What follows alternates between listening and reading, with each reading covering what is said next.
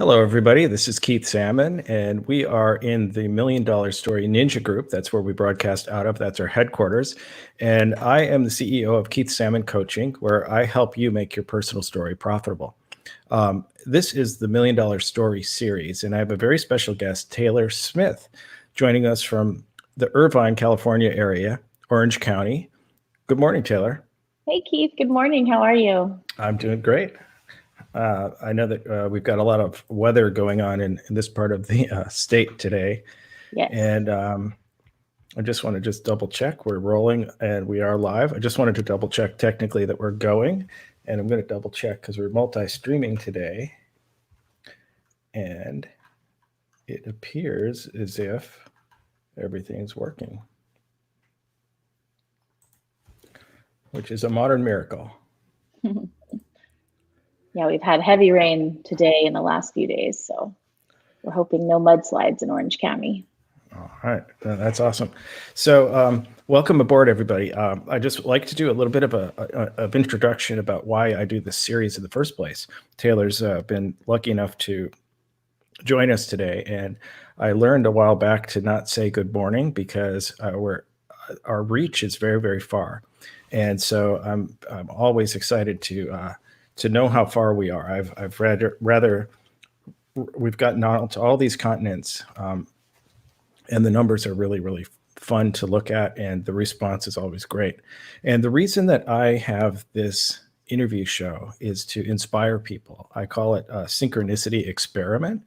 I, of course, want to know what people do, but I always really, really want to know why they do it and where their passion comes from. And I truly believe this, that if you're in the right place at the right time and hear the right story, it will, perhaps change your life. And our conversation today may inspire you to do what your dreams say you want it to do. So Taylor is a executive director of a foundation called the Maryam Parman Foundation for Injured Children. And that says a lot right there. So do you mind just telling us a little bit about the foundation, and then we'll get into, because I want to get into your story, but let's just hear about the foundation first. Yeah, absolutely. So we are a nonprofit in California. We service most of California, and we help injured children get different kinds of resources that insurance might not cover. So we pay for certain kinds of therapies. We will do handicap accessibilities in the home, like widening doorways, building wheelchair ramps. Stair lifts are a really costly project for families. Wheelchair vans. We also pay for medical devices like prosthetics or Bioness medical devices for the leg. Anything that will really help a child, reach their full capacity in healing from any injury. Right. So your group, I think that injury sounds injury is kind of a broad topic. You can get hurt.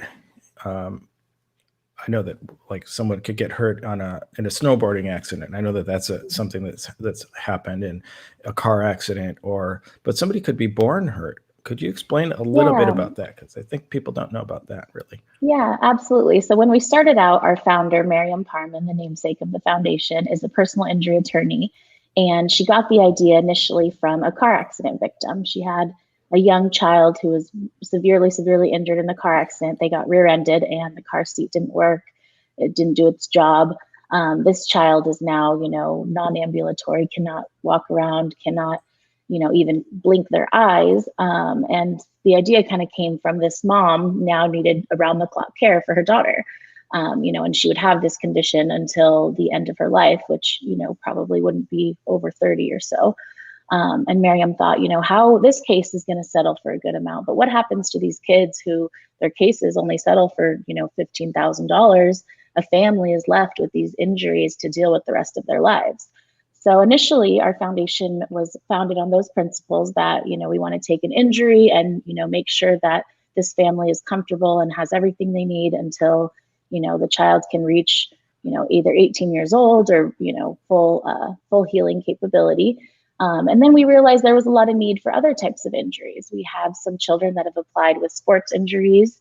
We have children that have applied with birth injuries or just conditions. We service a lot of children with cerebral palsy or muscular dystrophy. things like that as well. So it kind of started out to be injuries, and sometimes I don't like referring to certain conditions as injuries because it's just a birth condition. But that is our name of our foundation. So. Right, right. So I've seen the foundation in action, and I know it's very personal, high touch, if you want to call it something. That it's not that you're just sending money to people; you're really getting into it and getting there and understanding what these people's needs are, and it's not just the injured children; it's the families. I know that, like, say, a chair lift, for example, a lift Mm-hmm. to get up to the house was something that you and I did worked on together. Mm-hmm. And so it's a fantastic cause. It's a fantastic, just heartfelt Yeah. thing that you guys do. For that child, his name was Augustine. You came and filmed his story, and his mother. We helped her get a stair lift in the home, so that was able to lift him from getting out of the car all the way up into their house. People don't realize when their children are small that, oh, one day this child, or they do realize, but they don't really notice until it happens. The child grows. Regardless of the condition. So by the time the child is 12 or 13 or 14 years old, the mom and dad, they're also aging. So to lift your child from somewhere and, carry them up the stairs physically, put them back in the wheelchair becomes a really big hardship for families. So for Augustine, we actually did the stair lift, which you helped us film. We also provided him with a shower chair. Showering is another thing that gets really difficult for these kids once they get older and, big and slippery, really. I've had a lot of parents describe it as really slippery. And then with Augustine, his mom is also on our wait list right now for a wheelchair van. So she would love to have a wheelchair accessible van. Right now, she's doing her best lifting him in and out of the van. She has some great kids, some of Augustine's siblings who help out a lot. But we want to keep growing this foundation so that we can fulfill these big wishes for families. A wheelchair van, you buy the van for anywhere between 30,000, 45,000, and then we have to convert the van, which is another 30,000. So these projects, can be immensely costly for families, and not most families can afford them. Right. So one thing that I've noticed from my point of view is that what you do, it requires, it's a nonprofit, so it requires a lot of work, and there's a lot of love involved, and you have to get results. Mm-hmm. So, kind of behind the scenes, could you tell us a little bit about how this thing, because I know there's a lot of people that, one of the goals for people is to, is in the entrepreneur world is to help people Mm-hmm. through things, and a lot of times they have this desire. Sometimes it's a secret desire that they haven't really gotten out to do a nonprofit scenario, and they don't really know how that works. So maybe you could tell us a little bit about the behind the scenes. I know that you.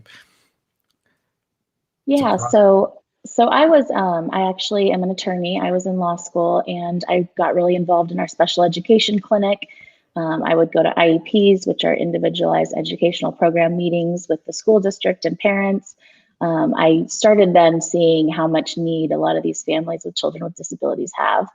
It can be a brain injury, and the child then will, forever need speech and forever need occupational therapy.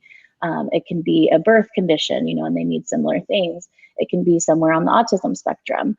And then I also really focused on children's rights. I was in the Children's Rights Fellowship.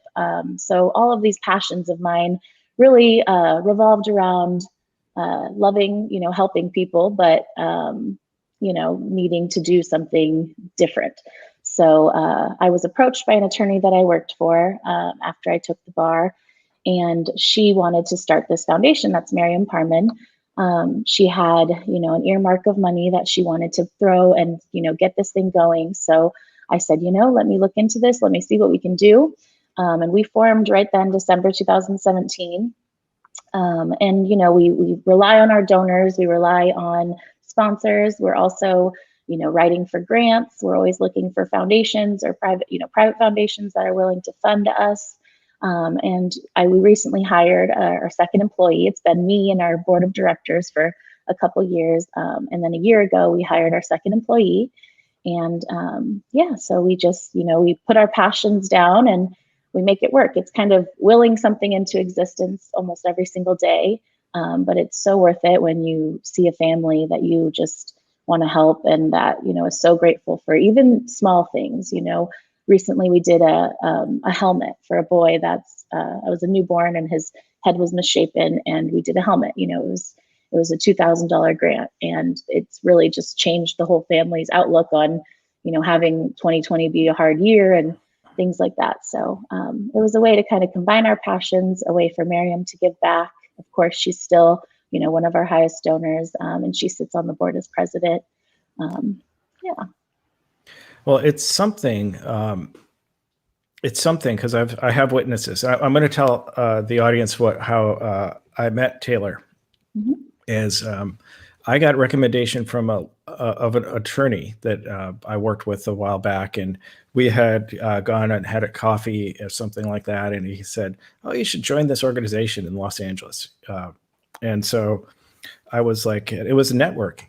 I was like kind of new to networking, and I had gone downtown. I was secretly hoping I would get lost so I wouldn't have to go. Me too. And so I got up to this room and there was like sandwiches and all this like loud talking stuff. And I sat on the corner and Taylor sat on the other corner, and we're like kind of looking at each other like, what are you doing here? I have no idea. And then, but we talked, we talked, had just a conversation. And, a few months later, we tried to do something on a very small scale, but it was just about being open to having a conversation. And I thought that I didn't know anything about Taylor, but I could tell that the passion was there and that cause was there. And, to be involved with something like that in any way would be just something amazing, because I believe that we have to give back in some way. And I've been lucky enough to help out on a few projects and see what Taylor's talking about, see the parents. We went down to South Orange County. I think it's South Orange County. The Shea Center, yep, San Juan Capistrano. And when you have, when you see the look in the parents' eyes for what their child is benefiting from, and you hear them talk and you hear that in your voice, it just knocks you back. And so that's it's just an amazing thing. And I could tell that, because it's funny for me, because I've been calling myself a professional observer or a noticer. I notice things, and Taylor's been around this stuff for so long, but it doesn't get old. I can tell that it doesn't get old for her. And when she sees the light in someone's eyes come on, it's pretty amazing. So tell us a little bit about what. So that the message there was just be open, have conversations. Out of conversations comes relationships, and that's part of what I do in the $1 Million Story group. I try to get people to listen to other people's stories and then relate via your own story to that. So yeah, absolutely. I talked to you that day, and it just talking to you sparked hundreds of ideas in my brain. And then from there, I thought, when I was ready to film something, I thought, oh, wow, I really need, Keith Salmon to help me out. We always collaborate on things. Even now, you'll say, oh, you said this in this shoot, why don't we do a whole video on that? So it's been a great friendship and business partnership. No, I certainly appreciate it. And, even things like, Taylor will figure out ways to get things done, and she, they have raising money. You have to spend a little money to raise a lot of money, to raise some money. To marketing. It's another game that it's a whole different animal to regular marketing. I think, and I don't know the half of it, but I was thinking about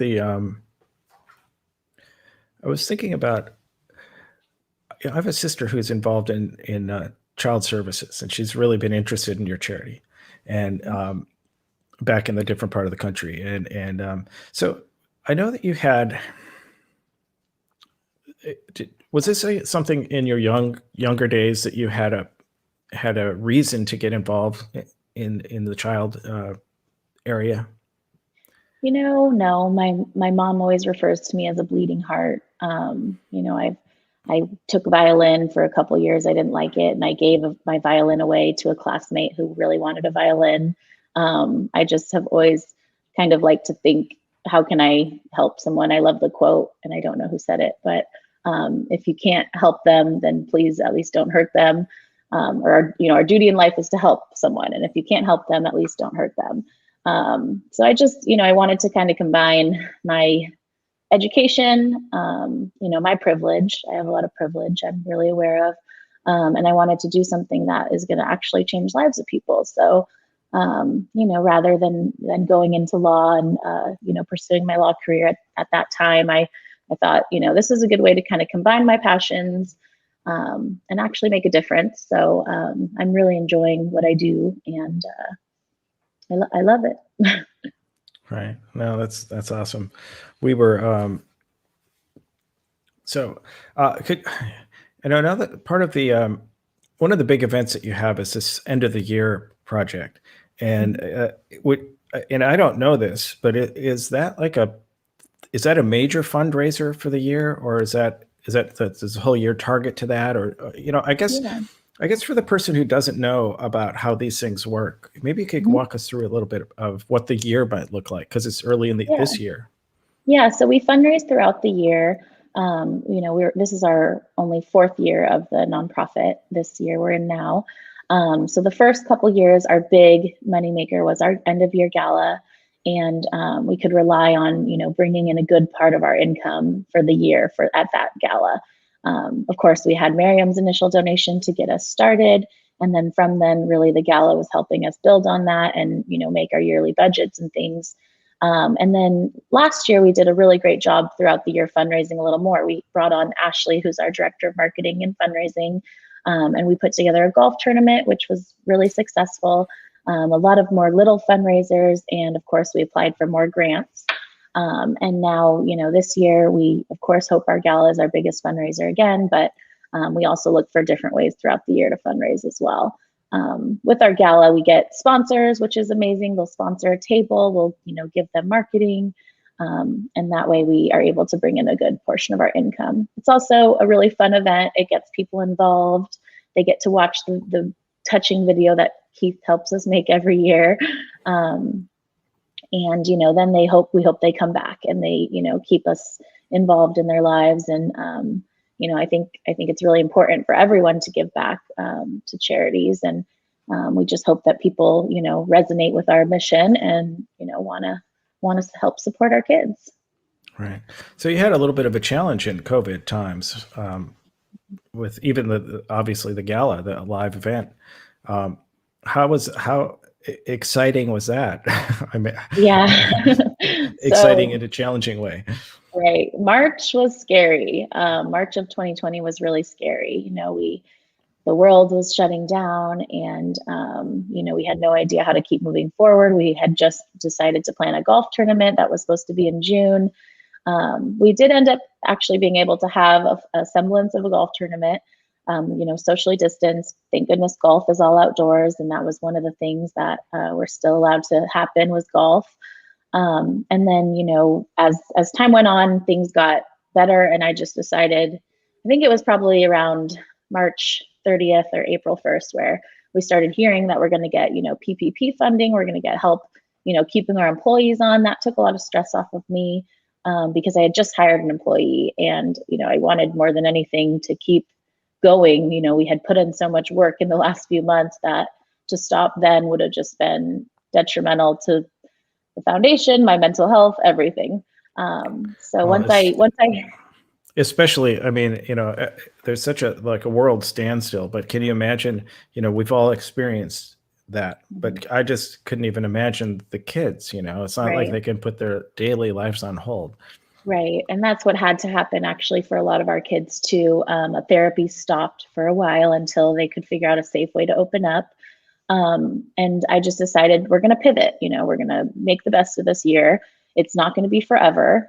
Every month that goes by, I keep telling myself, we're closer to the end than we are to the beginning of this. And, actually having the kids pause their therapies for a while gave me a little bit of time to, think financials, reestablish our budget. And we actually ended up doing the same about as we did in 2019 for 2020 fundraising. So, of course, you hope to grow every year, but at the end of the year, I just look back and I think, wow, I'm so grateful that we, were able to do the same as we did the year before. And, we have the budget to make it another year or two. And, as an early nonprofit, your goal is to have tons of reserves in your budget. So, we'll just keep working towards that. And it's a new year, and pivoting was my word of 2020. I think a lot of people had that word, but it's awesome. I mean, I was able to, I thought that the golf tournament, I'm a golfer and I'm more of maybe a fanatic if you want to be truthful about it. And I thought I had this great idea for a video. I thought it's still a good idea, but the execution was a little questionable when I got down there. It unbelievable how when you're winging it, sometimes it gets a little away from you. Turned out great. It took a little while to get it done, but I thought everybody loves to watch a golf swing, but man, when people come through in groups, they kind of come through pretty quickly, and it's like, holy crap, how do we get a hold of this? How do we get a handle on this? At least we captured everyone on film. It took me a little while to get that going, but I hope you do it again next year, because I've got a whole different plan to make that a lot easier. Yeah, we hope to do our golf tournament June 4th. It's a Friday again.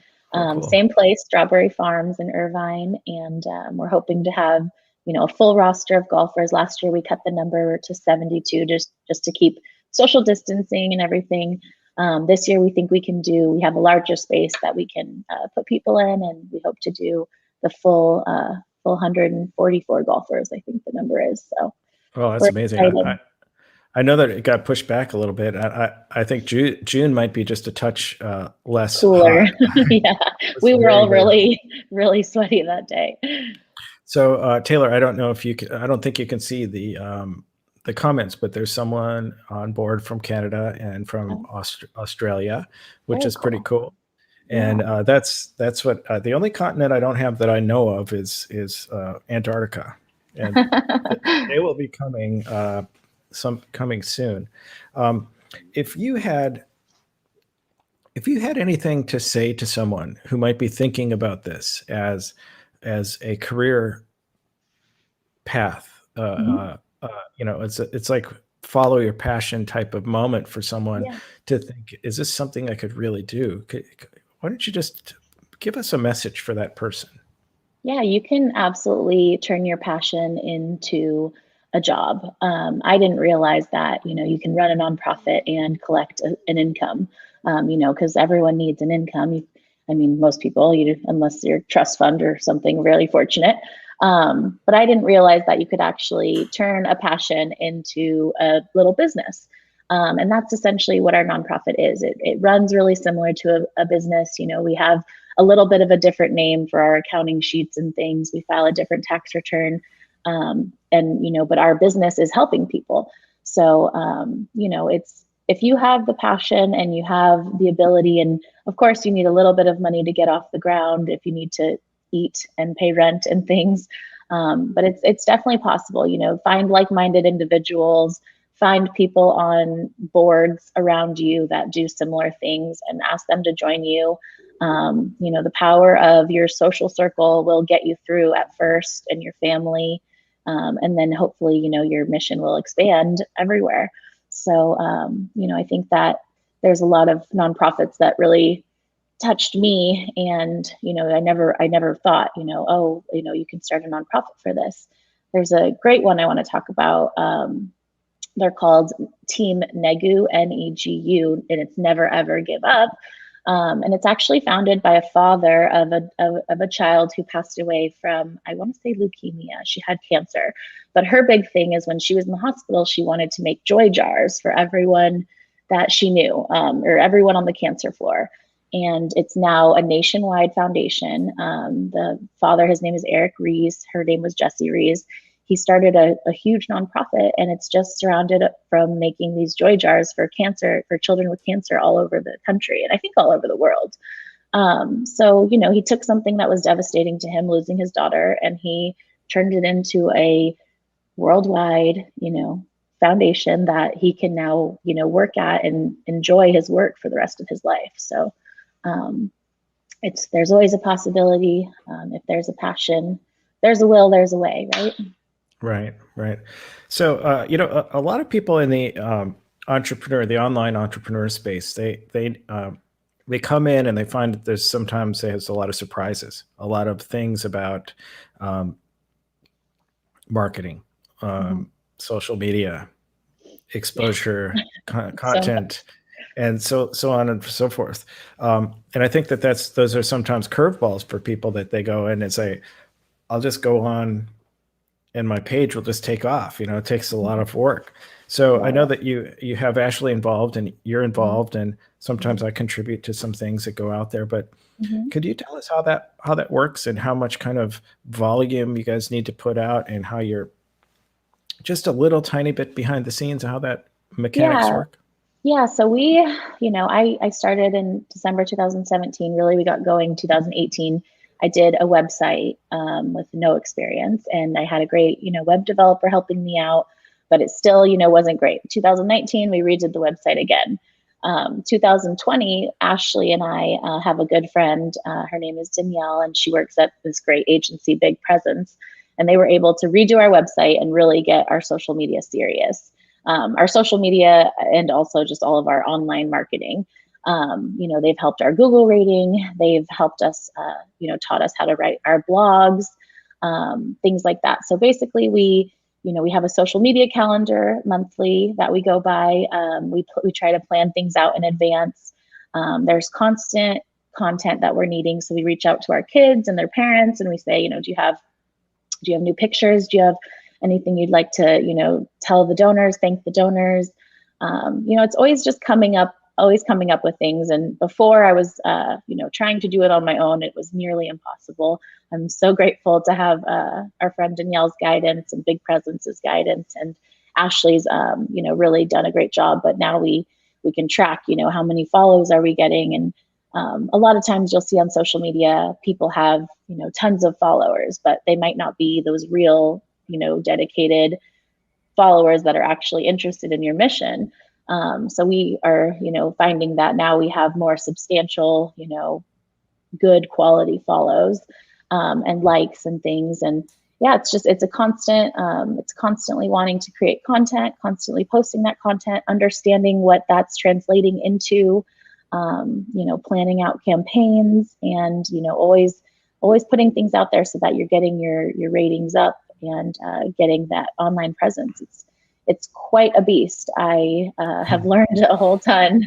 Um, you know, and we're still learning all the time. I still, you know, have so much to learn. So for people who do it professionally, it's something that's huge. And then, you know, for people who are just trying to learn, it's a large thing to learn, but it's definitely possible with some of the right guidance. Right. I think the ability and the willingness to learn and understand that you don't know everything, and Mhm. you know, acquire a team and build a team a little bit at a time, and just keep growing. It is an Yeah. amazing thing Yeah, how much. there's a lot of free, you know, information out there. Ashley and I both take webinars, you know, probably monthly. Um, you know, just anytime you can learn.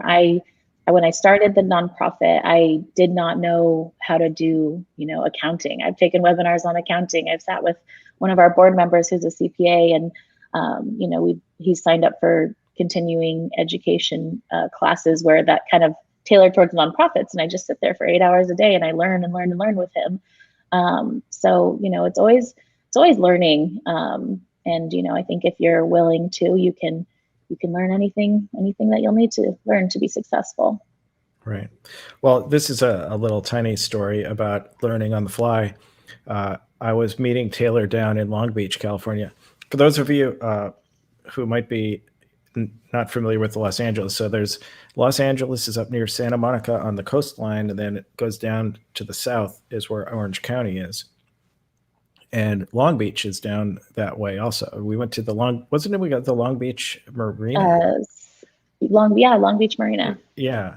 And so it's one of those things where you go, well, how can we do this? And you say, well, we can do it. We'll figure out a way. So there was a time when it's like we got there. There was a guy I wanted to get Taylor on camera because I wanted her to start taking some credit for organizing this whole thing, and getting telling us what happens. That this stuff just doesn't automatically happen, and she was great. So it was this weird overcast day. There was a guy across the street sawing on his house or doing something like that, and and we had a nice shot. I could see a nice shot there. We're talking about filming a video, and so there's Taylor standing on top of this. You were standing on top of this big light case that I have, and the shot looked pretty cool, and the sound is there, but it was just like this kind of like one-man band production company situation, and it turned out terrific.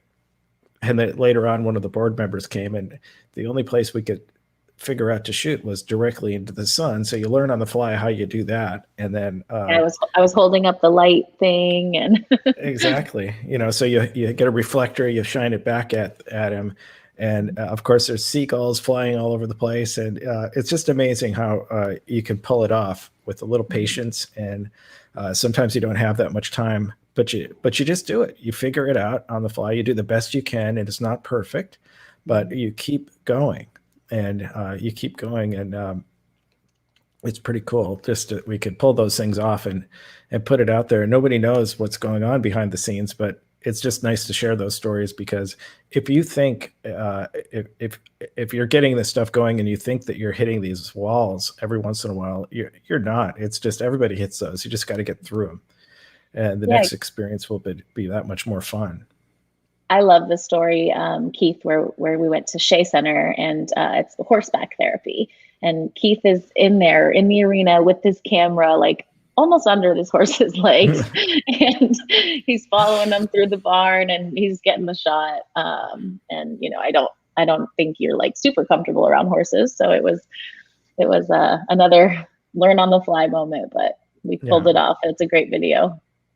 Yeah, those moments are great, and then you have those tender moments. I remember, out when we were talking to one of the mothers, and it got so, I would never tell anyone what to say, but when you could get them into a space where they feel comfortable to say what's on their mind, it becomes a magic moment, and I always am looking for those magic moments, even in like when we're we've had magic moments during this conversation that we're having, and those magic moments touch people. And, what I was talking about, what I know about Taylor, that there's hard work, there's love, and there's results, because it doesn't make any bit of difference unless we get results for these people. Right. And sometimes you got to just really, really dig deep with the people, and the people are so willing to share because they've had results. And those are, those are testimonials, for regular marketing. Those are real life testimonials. And this is a different way of having a testimonial, when they really show their experience. And I think that testimonials about results are commonly thought of as dollars and cents, if you know what I mean. We talk about what are the results, what's the ROI, what is all that? It's not necessarily cash and prizes. It's about having a better life, and those are the results that you're giving these people. So that's something to be proud of. Thanks, Keith. It's been a fun journey for sure. So I would try to describe. You are in Orange County. Is Irvine, or is it Newport Beach, kind of your headquarters down there? So our office is actually in the city of Orange. Our founder's office is in Irvine, where we've shot a lot of video at with you before. So really just, central Orange County. We also, we have kids from LA. We have kids from up north in Fresno County. down south San Diego. We kind of go all over California. For now, we've just helped children in California, but I have had a child from Texas apply that wants to come to LA to go to the Napa Center, which is an intensive therapy facility. So we're going to fund, a round at Napa Center for him. So, we're starting to branch out of California as well. That's awesome. So, what we'll do is when we put this together, I'll put some, I'll tag it up so that anybody can find you and, and know where you are. And so you answered my next question was going to be about the range and who you serve. And it's really kind of, it's open to a certain extent. It's open. Yeah. At first we wanted to be able to really go into the home, meet the family. And then, with COVID, of course, we're doing a lot more calls, Zoom calls, things like that. But we hope to be back, in homes soon, because when you're, sitting with the family is when you really can get the whole picture of, how you can help this family. So we like it to be in California, but we are, branching out. Right now, all of our donors are mostly in California. But, we hope to take this nationwide and, go from there. That's awesome. So one of the things that in business and life in general, in the not just the United States, but in the world, in 2020 was how do you keep going? And I just want to tell the audience that if Taylor and her nonprofit for these children can keep going, and I'll just give you an example. We were talking about the end of the year gala where a lot of money is raised for these kids, all by design. It just doesn't happen. Just doesn't happen that these people just show up and write their checks. It's very much designed for it's a tough game plan to get that to happen. So how does it happen? You do things like I remember we were going to do an announcement and create a video for that gala. And it's like, well, there's all kinds of reasons to not do something, especially in 2020. And I'm going to come down and just do this. I have an iPhone 11 Pro, which is really a fantastic piece of equipment, gets you out of a jam. And, but we're out there. And of course there's another fire, we're in the middle of fire season, the worst fire season. And out of the window, and it's blowing like, 50-mile-an-hour winds, and we're blowing. But you know what? You just have to do it. You have to do it in order to make these things happen. And I don't know if you ever saw it, but in the background, there was like this big plume of smoke in the background. But you know what? If we want to make something happen for those kids, you just have to do it. So I'm just plugging 2020 is behind us. 2021 is a different story. And if you kept going through 2020, 2021 is going to be a great year. Yeah, absolutely. Took a long time to make that point, but I'm just trying to give everybody a little bit of a boost to say that this is the year to make it happen. So yeah, absolutely. There's always a way around things. You can always find a way around things. And I think we did that a lot in 2020. And we're gonna now thrive in 2021. So that is awesome. Yeah. I'm gonna just pop up our the Maryam Parman Foundation for Injured Children logo for a quick second. Take a look at this. See if this works. It might not. It's not listening to me, so I'm not going to do that. So, oh, there it is. It's just running a little bit slow. So there we came back. So that's what that looks like. Look for that symbol, and we will put that in we'll tag up our Facebook and our YouTube, and we'll just make sure that you can find Taylor and the foundation. So Taylor, I want to thank you so much for joining us today. Thank you, Keith. The Maryam Parman Foundation for Injured Children is Taylor's, where Taylor is the executive director. She's got a heart of gold, and she has $1 million story. And this is our series. It is called the $1 Million Story series. And I'd like to encourage you to join the $1 Million Story Ninja group on Facebook. And that's what we do. We find out more about your $1 million story. And I believe that every single one of you has $1 million story right here. And you can act on that. So that's why we have this show. And Taylor was kind enough to spend some time to help you take action on your dream. Okay. So Taylor, thanks again. And Thanks, we Kate. will see you guys on the next episode. So everybody have a great rest of the day, and we'll see you next time. Thanks so much. Thank you.